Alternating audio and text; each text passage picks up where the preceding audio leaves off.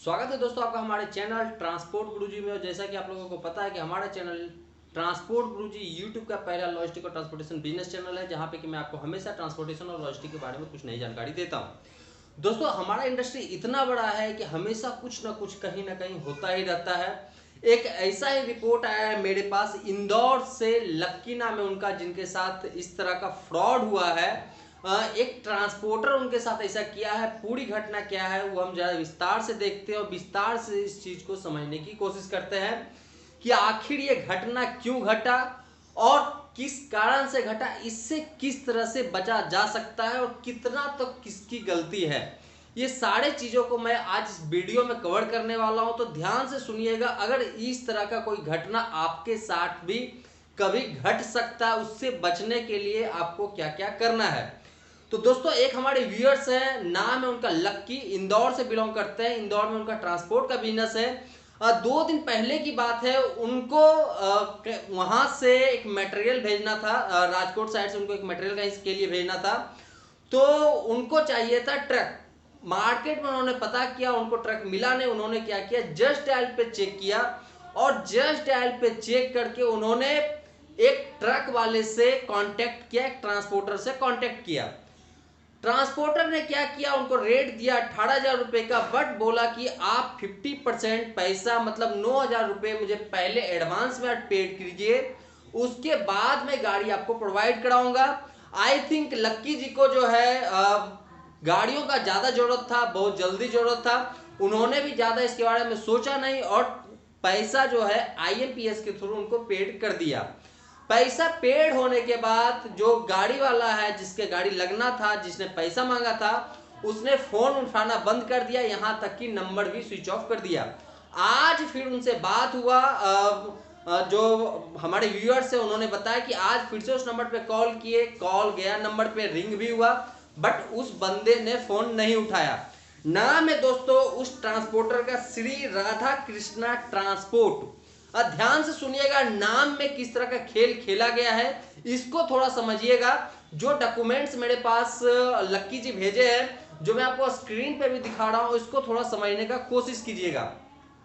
इनको भेजा गया एक बिल्टी का कॉपी, बिल्टी पे नाम दिया हुआ है श्री राधा कृष्ण ट्रांसपोर्ट कंपनी, जो कि मोरबी में है, गुजरात में पड़ता है।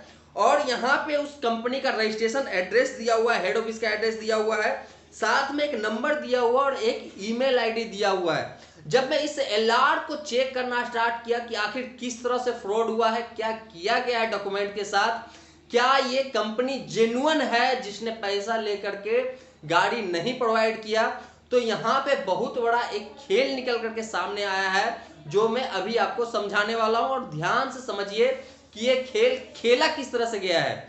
सबसे पहले मैं इस नंबर को देखता हूं। नंबर पे जब मैं कॉल करता हूं, जब मैं इस राधा कृष्ण ट्रांसपोर्ट कंपनी का नंबर गूगल पे सर्च करता हूं, तो पता चलता है कि ये इस कंपनी का नंबर है ही नहीं। जब एक्चुअल में श्री राधा कृष्णा ट्रांसपोर्ट कंपनी जब मैं सर्च करता हूं, तो मुझे वहां से दूसरा नंबर मिलता है। सबसे पहला बात कि जो वहां पे नंबर दिया गया, जो इस बिल्टी पे नंबर है, ये मैच नहीं करता। मान लेते हैं कि ये पॉसिबिलिटी है कि जो वहां पे नंबर दिया हुआ, यहाँ पे नंबर दिया हुआ मैच नहीं कर सकता, ये भी सही बात है। दूसरा अब क्या है, ईमेल आईडी। ईमेल आईडी में इसमें जो ईमेल आईडी दिया गया है और जो कंपनी का ईमेल आईडी है, जब मैं इस ईमेल आईडी को गूगल पे सर्च करता हूं, आप स्क्रीन पे देखते जाइए, वो सारे डॉक्यूमेंट्स मैं आपको दिखा रहा हूं। जब मैं वहां पे सर्च करता हूं तो इस नाम से कोई भी कंपनी नहीं दिखाती है, बट एक कंप्लेंट दिखाता है, जो कि 2019 में किसी बंदे ने यहाँ पे गूगल पे रजिस्टर्ड किया है, जो इसी कंपनी के नाम से है। शायद से उनको भी इसमें कंफ्यूजन हुआ है कि कंपनी का कितना बड़ा खेल खेला गया है। थोड़ा सा इस चीज को समझने का कोशिश कीजिएगा। इसके बाद में सर्च किया GST। मैं सोचा कि शायद से GST से कंफर्म होगी कंपनी आखिर कौन सी है। GST भी जब मैं सर्च किया तो मुझे पता चला कि ये GST भी श्री राधा कृष्णा ट्रांसपोर्ट कंपनी का ही है। मतलब कि डॉक्यूमेंट्स जो है, डॉक्यूमेंट पे सारी चीजें सही है, सिवाय 2 चीज के, एक नंबर और दूसरा ईमेल आईडी, जो कि कहीं पे भी मैच नहीं करता है। इसके बाद में सोचा कि चलो ये तो हो सकता है, गलती हो सकता है, नंबर ईमेल आईडी का मिस्टेक हो सकता है, बट मैं चेक करता हूं कि जो अकाउंट डिटेल दिया गया है, क्या वहां पे श्री राधा कृष्णा ट्रांसपोर्ट कंपनी का अकाउंट है? अगर ऐसा होगा तो इस कंपनी को वेरीफाई करने में ज्यादा प्रॉब्लम नहीं होगा। तो जब मैं उनसे कंपनी का डिटेल मंगाया जिस अकाउंट में पैसा भेजा गया था, तो वो एक्चुअल में राधा कृष्णा ट्रांसपोर्ट के नाम से है, ना कि श्री राधा कृष्णा ट्रांसपोर्ट कंपनी के नाम से। आप इस चीज को ध्यान से देखिए कि जो डॉक्यूमेंट दिया गया है उसके ऊपर लिखा हुआ है श्री राधा कृष्णा ट्रांसपोर्ट कंपनी, जबकि जो पैसा ट्रांसफर किया गया है वो किया गया है श्री राधा कृष्णा ट्रांसपोर्ट के अकाउंट में। कंपनी नहीं है इस अकाउंट में कहीं पे भी लिखा हुआ। दूसरा नंबर, जब मैं आईएफएससी कोड को चेक करता हूं तो पता चलता है कि ये भी गुजरात का ही अकाउंट है, गुजरात के राजकोट का ये अकाउंट है। अब जब मैं इसके दूसरा जो डॉक्यूमेंट है उसको चेक करता हूं तो उस पे भी कुछ चीजें जो है शक पैदा करती है। इन्होंने एक्चुअल में पैन कार्ड का कॉपी नहीं मंगाया। अगर ये पैन कार्ड का कॉपी मंगाते तो थोड़ा सा और चीजों को मुझे वेरीफाई करने में आसानी हो जाता। तो पैन कार्ड का कॉपी इनके पास नहीं आया था। यहाँ पे एक एडवर्टाइजिंग टाइप का एक पैम्पलेट है जिसपे कि लिखा हुआ है daily load and full load, part load and full load, Saurashtra, Gujarat, Maharashtra, Karnataka, Rajasthan, Goa और मध्य प्रदेश। मतलब कि इन सारे जगहों पे इसका जो है लोड पर डे जाता है। अब बात आती है यहाँ पे कि ये जो कंपनी का यहाँ पे डॉक्यूमेंट प्रोवाइड किया गया है और जो एक्चुअल डॉक्यूमेंट है उसमें कहां से हम वेरीफाई कर सकते हैं। तो सबसे पहला नंबर जो ये कंपनी है श्री राधा कृष्णा ट्रांसपोर्ट कंपनी, इस पे जब मैं बिल्टी नंबर देखता हूं तो ये है 292। ध्यान से सुनिएगा 292। ये फॉर्मेट जो है पूरा का पूरा, मेरे ख्याल से, मैं कंफर्म नहीं हूं बट मेरे ख्याल से ये श्री राधा कृष्णा ट्रांसपोर्ट कंपनी का ही पूरा का पूरा डॉक्यूमेंट डिजाइन है। इसमें कहीं पे भी कोई गलती नहीं है।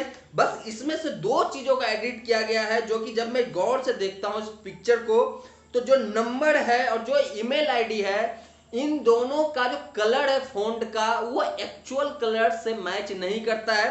बाकी चीजें जो लिखा हुआ है उसका जो फॉन्ट कलर है वो डार्क है, जबकि ये नंबर और ये ईमेल आईडी जिस फॉन्ट से लिखा गया है, जिस कलर से लिखा गया है वो उतना डार्क नहीं है। इसको ब्लैक डार्क बनाना चाहिए था बट ये थोड़ा लाइट डार्क है। इससे ये पता चलता है कि इस पे ईमेल आईडी और मोबाइल नंबर बाद में मेंशन किया गया है। मतलब कि ये जो डॉक्यूमेंट है श्री राधा कृष्णा ट्रांसपोर्ट कंपनी का, ये डॉक्यूमेंट सही है बट इसमें से नंबर और ईमेल आईडी को चेंज किया गया है ताकि उस कंपनी के पास इसका वेरिफिकेशन ना हो। पहला नंबर। दूसरा नंबर, 292 जो बिल्टी इशू किया गया है, अगर वो कंपनी चाहे 292 उनके कंपनी में ये बिल्टी एक्चुअल में किसको इशू किया गया था, वहां से ये चीज पता चल सकता है कि ये काम एक्चुअल में किसका है और कहां से स्टार्ट हुआ है। क्योंकि ये डॉक्यूमेंट जहां तक मैं देखता हूं मुझे यही समझ में आता है कि एक्चुअल डॉक्यूमेंट है, सिर्फ नंबर और ईमेल आईडी को एडिट किया गया है। तो अगर ये डॉक्यूमेंट लेकर के कोई इस कंपनी के पास पहुंचे और पता करे कि 292 एक्चुअल में किसको इशू किया गया था, कौन बंदा उस डॉक्यूमेंट को लेकर के गया था, तो समझ में आएगा कि एक्चुअल में ये खेल क्या उस कंपनी के ही किसी एम्प्लॉय का है या फिर बाय मिस्टेक किसी तरह से किसी से कोई इस तरह की गलती हुई जिस कारण से इस तरह का कोई और इनके नाम पे फ्रॉड कर रहा है, ना कि Shri Radha Krishna transport company fraud कर रही है। मैं ये इस चीज का तो खुले दावा कर सकता हूं कि श्री राधा कृष्णा ट्रांसपोर्ट कंपनी ये फ्रॉड नहीं कर रहा है। जहां तक पॉसिबल है कोई थर्ड बंदा है जो कि इस नाम से फ्रॉड कर रहा है, श्री राधा कृष्णा ट्रांसपोर्ट के नाम से, ना कि श्री राधा कृष्णा ट्रांसपोर्ट कंपनी के नाम से। मैंने अपने चैनल पे पहले भी 2 वीडियो इस तरह का डाला है जिसके साथ कि पहले फ्रॉड हुआ इस तरह का। तो मैं बार बार अपने व्यूअर्स को कहता हूं कि जब भी आप पेमेंट कीजिए, जब भी किसी तरह का कोई ट्रांजैक्शन कीजिए, पहले वेरीफाई कर लीजिए कि जो सामने वाला बंदा वो जेन्युइन है या नहीं। जब तक आपको वो बंदा जेन्युइन ना लगे किसी भी तरह का कोई ट्रांजैक्शन मत कीजिए, ना तो उनको ट्रक दीजिए ना ही उनका मटेरियल उठाइए।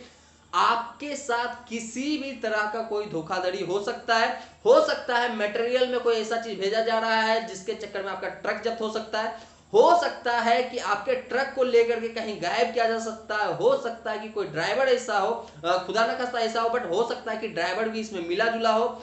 ये भी पॉसिबल है कि कोई कंपनी का एम्प्लॉय भी मिलकर के इतना बड़ा फ्रॉड कर सकता है किसी के साथ। इस तरह का फ्रॉड करना कोई बड़ी बात नहीं है। इनके पास अब लक्की जी के पास एक ही ऑप्शन है कि वो जाए एफआईआर करवाए, और एफआईआर एक्चुअल उस बैंक डिटेल पे होना चाहिए, ताकि उस बैंक डिटेल को ट्रैक किया जाए कि ये अकाउंट किस बैंक से इशू हुआ है, और उसका वहां पे केवाईसी क्या क्या जमा है, मतलब कि जो डॉक्यूमेंट वहां पे दिया गया, चाहे आधार से रिलेटेड हो, वोटर आईडी कार्ड से हो, रेसिडेंट से हो, आईडी प्रूफ हो, इससे एक्चुअल में उस कंपनी तक पहुंचा जा सकता है जो एक्चुअल में इस फ्रॉड में शामिल है, जो एक्चुअल में इस स्कैम में शामिल है। दोस्तों हमेशा मैं बोलता हूं कि आप बिजनेस करते हैं सतर्क होकर के बिजनेस कीजिए। इस इंडस्ट्री में भी बहुत बड़े बड़े स्कैम होते हैं और इसमें ज्यादा कमाई नहीं होता है। दूसरे ट्रांसपोर्टर बेमतलब के परेशान हो जाते हैं, उनका पैसा फंस जाता है, जितनी कमाई होती है उनकी लूट जाती है। तो आगे से जब भी आप किसी तरह का इस तरह का कोई ट्रांजैक्शन कीजिए, अपने कंपनी को पहले वेरीफाई कीजिए जिनके साथ आप ये ट्रांजैक्शन कर रहे हैं, उसके बाद ही आप उनके साथ बिजनेस कीजिए। दोस्तों कैसा लगा आपको वीडियो, मुझे जरूर बताएं। मिलते हैं अपने नए वीडियो में फिर से कुछ